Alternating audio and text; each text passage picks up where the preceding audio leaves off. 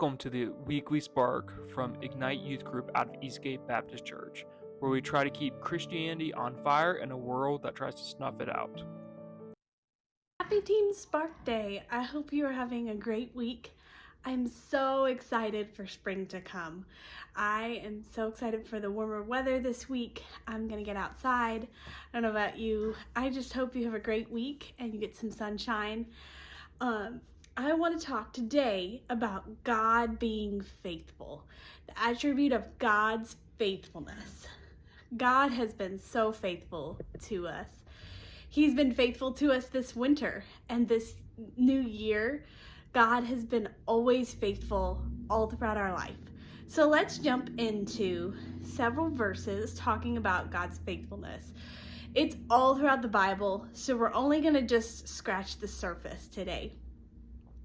The first place that God is said to be faithful, he calls himself faithful, is in Deuteronomy 7:9. It says, "Know therefore that the Lord thy God, he is God, the faithful God, which keepeth covenant and mercy with them that love him, and keepeth his commandments to 1,000 generations." God has never given up on Israel. He's always kept his covenant with Israel, a land, a seed, and a blessing, right? And he has always will be faithful to Israel, right? So he'll be faithful to us because that is who God is. Faithfulness is who God is. In Psalm 36:5, it says, "Thy mercy, O Lord, is in the heavens, and thy faithfulness reacheth unto the clouds." God's faithfulness is vast. It's unmeasured, and they use this word picture in Psalms, the psalmist does, that it reaches to the clouds. The clouds are pretty high. The amount of miles we get from one, I don't even know what to call it. Is it stratosphere? I did not pay attention in science, I tell you that much. But like each level of clouds, God is just vast and his faithfulness is vast. And we see that in how faithful he is to us. Psalm 89:1-2 says, "I will sing of the mercy of the Lord forever. With my mouth will I make known thy faithfulness to all generations. For I have said, mercy shall be built up forever, and thy faithfulness shalt thou establish in the very heavens." God has been faithful to every generation. And I love that. I love that God hasn't just been faithful to me.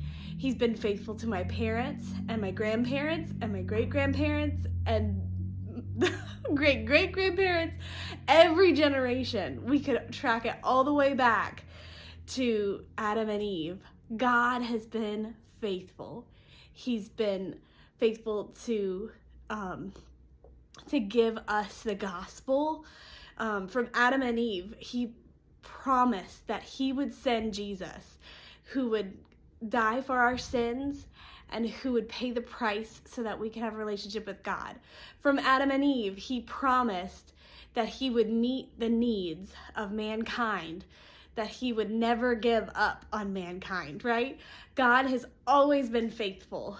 In Lamentations 3:22-23, we know these verses, and more than likely you love these verses. It says, "It is of the Lord's mercies that we are not consumed, because his compassions fail not. They are new every morning. Great is thy faithfulness."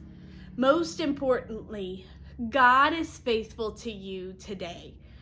Tomorrow, he'll be just as faithful. Every day that you rise in the morning, every morning, he is faithful. He's faithful to answer prayers. He's faithful to forgive. He's faithful to meet every need.